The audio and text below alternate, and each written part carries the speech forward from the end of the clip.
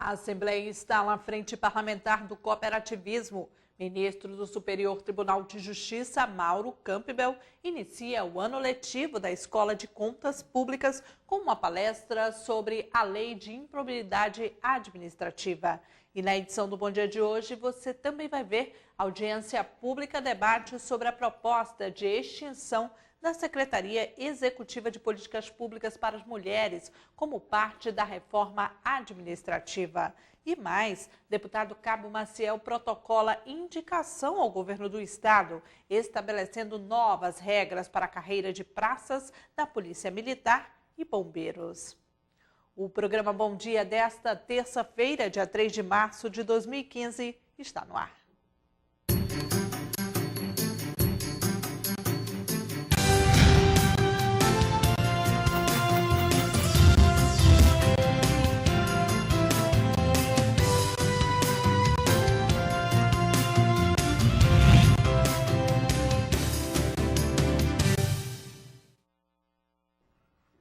Olá, bom dia para você que acompanha ao vivo a programação da TV Assembleia.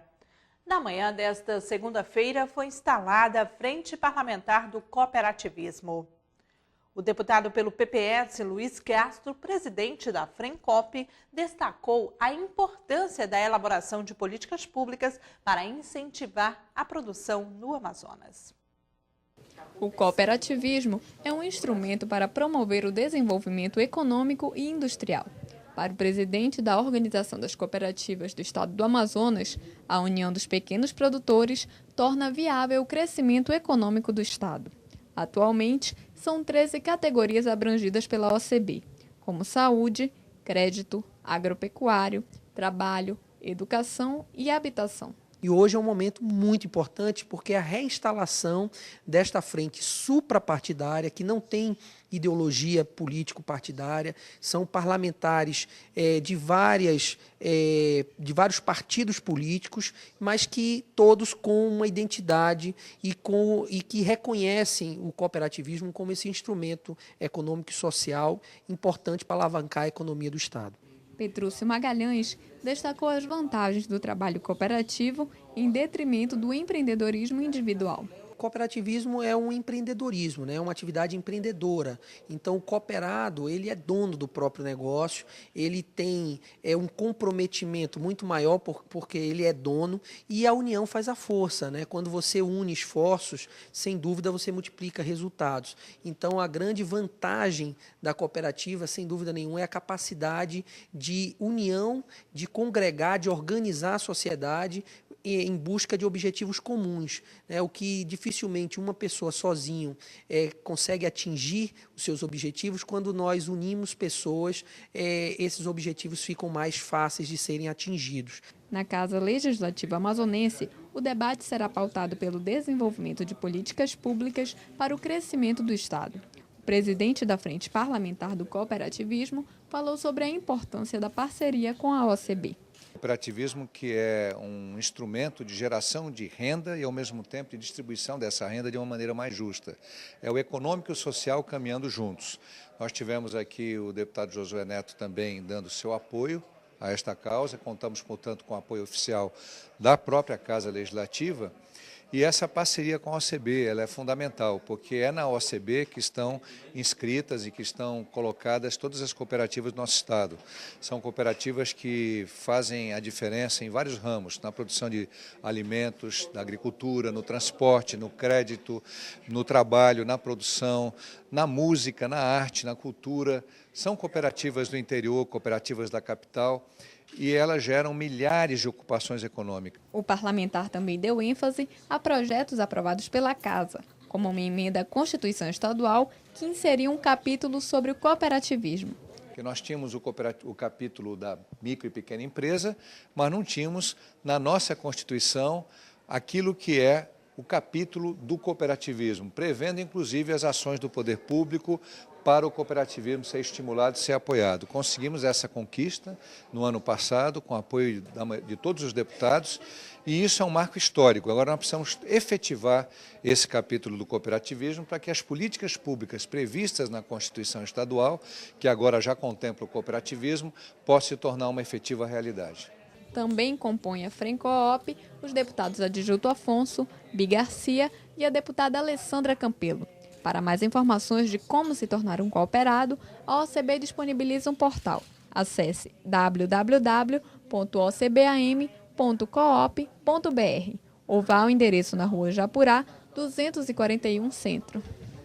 A Escola de Contas Públicas iniciou o ano letivo com uma palestra do ministro do Superior Tribunal de Justiça, Mauro Campbell, sobre a Lei 8.429, a Lei de Improbidade Administrativa.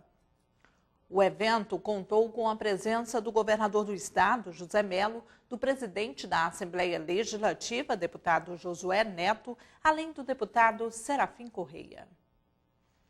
A meta é capacitar pelo menos 15 mil servidores públicos em todo o estado. A Escola de Contas Públicas do Tribunal de Contas inicia o ano letivo de 2015, oferecendo a oportunidade de dar mais eficiência ao poder público no Amazonas por meio da educação. Entre os cursos estão noções básicas da administração pública, previdência social dos servidores públicos, licitações e contratos administrativos, execução orçamentária, financeira e patrimonial e contratações temporárias e concurso público. Presente na aula inaugural realizada pelo ministro Mauro Campbell, o governador do estado parabenizou a iniciativa. Em entrevista, o chefe do executivo falou sobre uma reunião com o Banco Mundial para aquisição de linhas de crédito de financiamento ao Amazonas. Tivemos a oportunidade de apresentar esse projeto e também a nossa ideia de transformar o Amazonas no maior produtor de peixe de água doce do mundo. O Banco Mundial não só tem linhas para isso, mas também tem o prestígio junto à comunidade financeira internacional, no sentido de dar a orientação de onde se poderá se investir melhor. Durante a aula inaugural, o ministro Mauro Campbell falou sobre a evolução da jurisprudência do Superior Tribunal de Justiça na questão da improbidade. Em entrevista, o ministro afirmou que a qualificação dos gestores públicos tem melhorado ao longo dos anos. O resultado é sentido diretamente pela população. A prova disso é que os processos, o número de processos que vem chegando ao STJ agora, sob esse ponto de vista, são muito poucos em relação aos que eram em 2008, por exemplo. Por que isso? Porque os órgãos de controle interno e externo, como os tribunais de contas, vêm exercendo as suas competências, suas atribuições, de uma forma mais célere e em sintonia com a corte que analisa essa lei, que é o STJ. E isso faz com que o contribuinte veja os recursos públicos melhor aplicados. Na ocasião, o ministro falou ainda sobre a possibilidade de assumir uma cadeira no Supremo Tribunal Federal. Cargo de ministro supremo não se pede nem se recusa. Por quê? Porque o provimento desse cargo se dá por exclusiva decisão do chefe de Estado. Entendeu? Então, veja bem, não há a mais remota possibilidade de que eu pleiteie esse cargo. Ao contrário do STJ, em que você concorre no STJ, forma-se uma lista no STJ e uma lista tríplice é mandada ao presidente. Então, ali ele tem referências, 3 referências a escolher. Eu concorri 3 vezes ao STJ. Na última vez, entrei em lista, encabecei a lista e fui indicado. Para o Supremo Tribunal Federal, deixemos que a Presidente da República, hoje chefe de Estado, tome a decisão que ela entender melhor para os brasileiros. Eu quero registrar que eu não estive com Sua Excelência para tratar deste ou de qualquer outro assunto. O presidente do Tribunal de Contas do Amazonas, conselheiro Josué Filho, comentou o evento. É uma honra, né, a presença das mais altas autoridades, os 3 chefes de poderes aqui presentes, né, o governador, o presidente da Assembleia, o presidente do Tribunal, enfim, secretário de Estado, as representações no tribunal mostrando a sua outra face, que não é uma casa apenas de condenação. É uma casa que pretende ser didática, pedagógica e ensinar para cobrar. O deputado Serafim Correia parabenizou a iniciativa do Tribunal de Contas do Estado. Muito importante a iniciativa do Tribunal de Contas do Estado, à frente do conselheiro Érico, que é o diretor da Escola de Contas, porque tem o objetivo de prevenir, ou seja, de formar quadros que possam cumprir corretamente as formalidades das prestações de contas. Portanto, está de parabéns o Tribunal de Contas como um todo, em especial o seu presidente, o conselheiro Josué Filho, e o diretor da Escola de Contas, o conselheiro Érico de Esteiro. A Escola de Contas ofereceu em 2014 37 cursos e certificou 8.071 pessoas em 61 municípios. Uma audiência pública reuniu parlamentares e sociedade civil para discutir a proposta de extinção da Secretaria Executiva de Políticas Públicas para Mulheres. O debate procurou alternativas para que o Poder Executivo amplie a atenção à mulher. O evento foi uma proposta da deputada Alessandra Campelo e atendeu uma reivindicação dos movimentos feministas do Amazonas. Segundo a parlamentar, a extinção de uma estrutura governamental criada para atender a mulher é um retrocesso. A gente vai discutir com a sociedade exatamente os problemas, advindos da extinção da Secretaria de Políticas para Mulheres.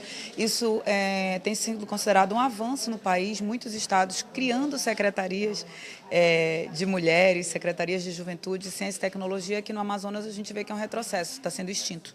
Então, o que a gente vai discutir aqui com os movimentos sociais é exatamente estratégias, formas de apresentar aos outros deputados propostas que possam convencê-los da necessidade da gente manter a Secretaria de Estado de Política para Mulheres. Os deputados José Ricardo e Dermilson Chagas também compareceram à audiência pública e defenderam o fortalecimento das políticas públicas para mulheres. É importante que a Assembleia ela possa fazer esse debate com o segmento organizado das mulheres, o conselho, os vários movimentos, porque quando o governo quer diminuir uma estrutura que já existia, uma estrutura que era necessária para trabalhar e implementar as políticas voltadas para garantir o direito das mulheres, nós temos que, no mínimo, saber quais são as razões, os impactos disso. Eu considero que é um retrocesso, porque nós precisaríamos até ampliar mais as estruturas, saber também o papel dessa estrutura da mulher no governo, que eu acho que tem que ter uma influência transversal, ou seja, ter influência nas outras secretarias para trabalhar a política na área da saúde e da educação.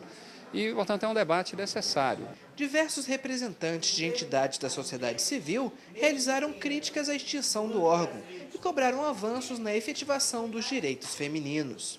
Menos do que metade da população que vai ter extinta uma secretaria que seria para cuidar das questões relativas às mulheres, ou seja, um organismo que iria acompanhar a questão da violência, da cidadania, do trabalho e da saúde das mulheres. A própria CPMI da violência contra as mulheres, no seu relatório final, orientou que todos os estados tivessem um organismo de política para as mulheres para que eles pudessem acompanhar melhor essa questão. Então, quando o governo do estado e a prefeitura de Manaus extinguem essas secretarias, colocando simplesmente em serviços, isso é desconsiderar completamente o eleitorado feminino. Segundo a secretária executiva da pasta de assistência social do estado, Graça Prola, com a reforma administrativa, os direitos da mulher passarão a ser responsabilidade da Secretaria de Direitos Humanos, o que permitirá uma melhor gestão do tema. As sugestões realizadas durante a audiência serão encaminhadas e debatidas com a equipe técnica do governo do estado, que elabora a reforma administrativa. E o deputado Sabá Reis participou de ato simbólico de mutirão de limpeza na BR-319. A ação foi movida por meio de um requerimento do parlamentar à Prefeitura de Manaus.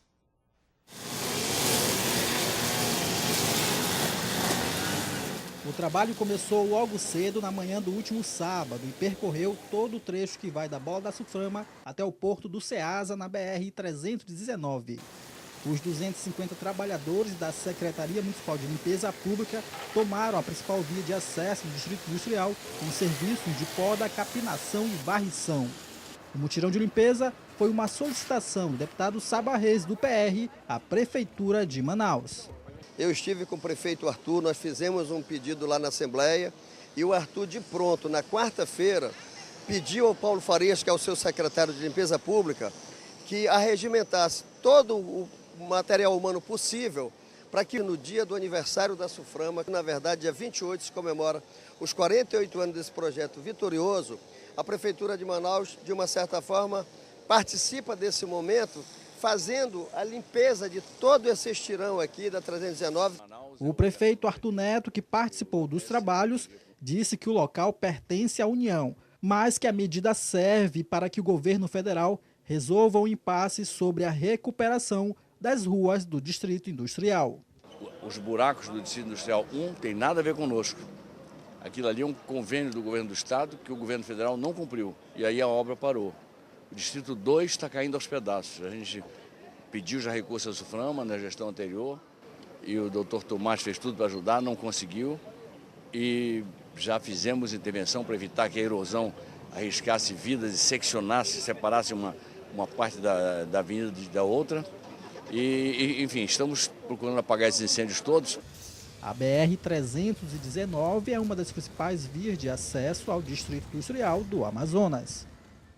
E veja a seguir, deputado Cabo Maciel protocola a indicação ao governo do estado estabelecendo novas regras para a carreira de praças da Polícia Militar e Bombeiros. Não saia daí, voltamos já.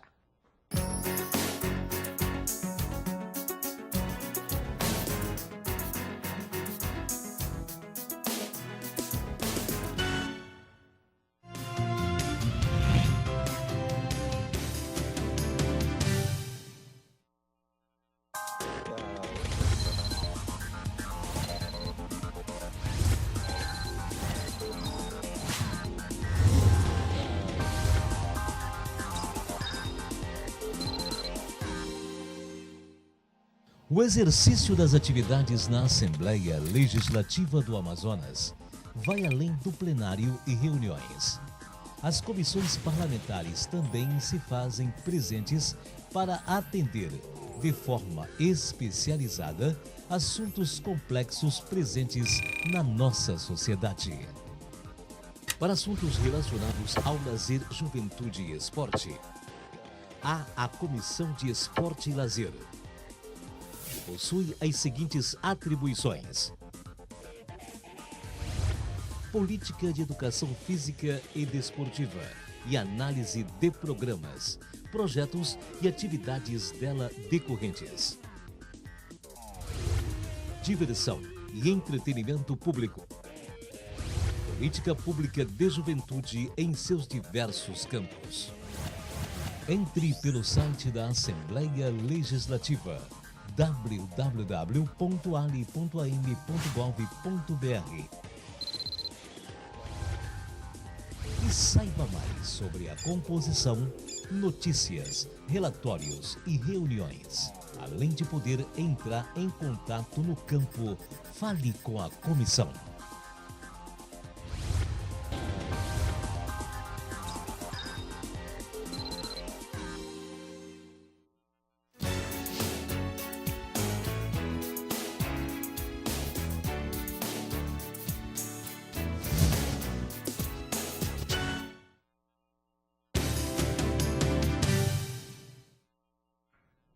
Estamos de volta com o programa Bom Dia. O deputado Dermilson Chagas, do PDT, que já foi superintendente regional do trabalho, falou sobre as novas regras para o seguro-desemprego em todo o país.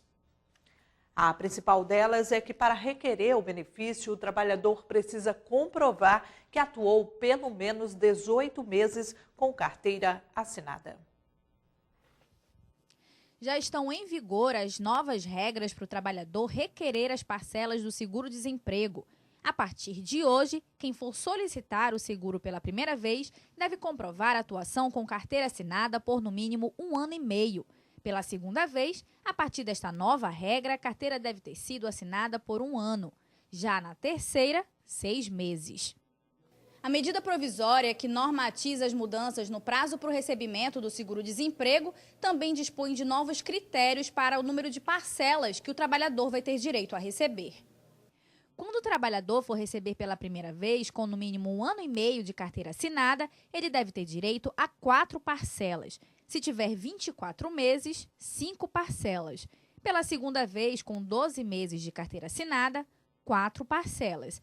Já pela terceira vez, com no mínimo 6 meses de carteira assinada, o trabalhador vai ter direito a 3 parcelas do benefício. O deputado Dermilson Chagas, do PDT, que já foi superintendente regional do trabalho, explica que a medida adotada pelo governo é para tentar conter o déficit primário. Isso é muito ruim, E agora você imagine que houve aumento de luz, aumento de gasolina, aumento de várias outras taxas, né, impostos. Então o governo está tirando de outro lugar. Você vai ter um outro aumento que vai ser repassado para o consumidor através daquilo que ele vai consumir, alimentação, vai arrecadar 2 vezes. Mas o parlamentar discorda que isso precise ser subtraído do Fundo de Amparo ao Trabalhador, o FAT. A carreira de praças da Polícia Militar e dos bombeiros pode ter uma nova dinâmica. O presidente da Comissão de Segurança Pública da Assembleia Legislativa, deputado Cabo Maciel, protocolou uma indicação ao governo do estado estabelecendo novas regras. 3 situações específicas são abordadas pelo anteprojeto que propõe modificar a Lei 4.044, de 9 de junho de 2014, sobre a reestruturação da carreira de praças militares do estado do Amazonas. Segundo o deputado Cabo Maciel, o objetivo é corrigir possíveis distorções e evitar injustiças no trato da questão. O primeiro ponto aborda a cessão de praças do quadro de especialistas em saúde ao quadro de oficiais de administração. O segundo discute o tempo exigido de 2 anos para que um primeiro sargento possa participar de processo seletivo ao curso de habilitação de oficiais. E o terceiro tenta dar atenção individual aos processos de promoção. Muitas vezes, eles têm o trâmite mais lento por serem coletivos e terem um ou mais candidatos em situação irregular, o que só prejudica o direito dos demais requerentes. O processo já foi protocolado e é uma indicação ao Executivo Estadual. O Poder Legislativo firma parceria com a Universidade do Estado do Amazonas para a realização de um simpósio anual. O objetivo é permitir discussões sobre direito ambiental no estado do Amazonas. A primeira reunião preparatória do Simpósio de Direito Ambiental do Amazonas foi realizada na tarde desta segunda-feira na sede da Assembleia Legislativa.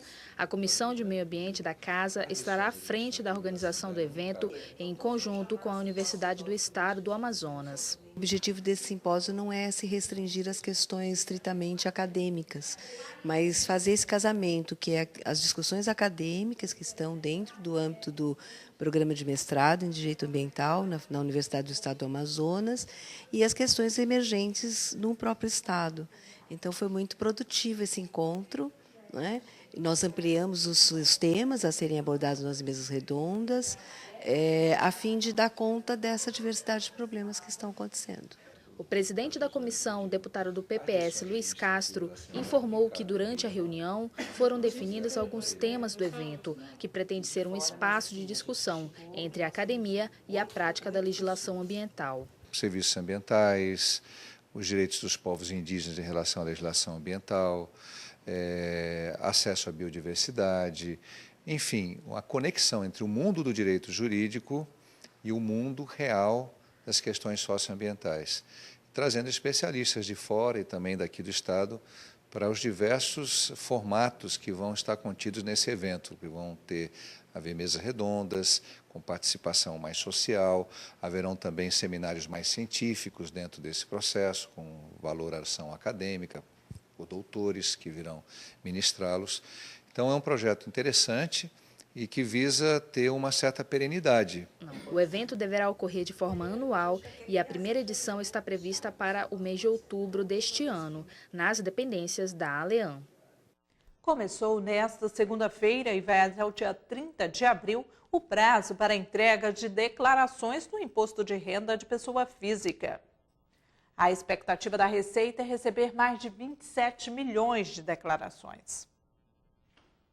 Os contribuintes que prestarem contas ao fisco no início do prazo, sem erros ou omissões, têm o benefício da prioridade para receber a restituição.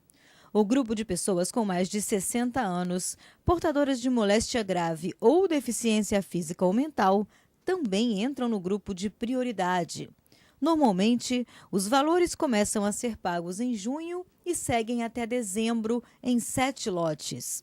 A declaração pode ser preenchida no próprio computador, com a utilização do programa gerador, ou em dispositivos móveis como tablets ou smartphones, utilizando o aplicativo da Receita.